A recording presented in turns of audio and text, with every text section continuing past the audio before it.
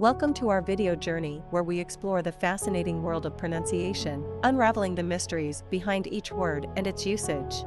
In this video, the word is accordance. Accordance. Accordance. Accordance is a noun that refers to the state of being in agreement or conformity with something.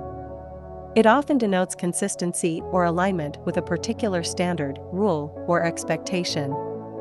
Here are some examples. Example number 1, the decision was made in strict accordance with the law, ensuring a fair and just outcome. Why accordance is used in example number 1. Accordance indicates that the decision was made in complete conformity with legal regulations, highlighting the fairness and legitimacy of the outcome. Example number 2, the teacher's actions were not in accordance with the school's code of conduct.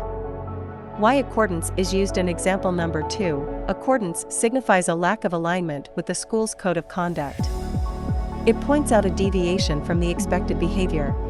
Stay tuned for more linguistic wonders and join us in unlocking the magic of language. Thanks for watching, and until next time, keep speaking, writing, and embracing the beauty of words.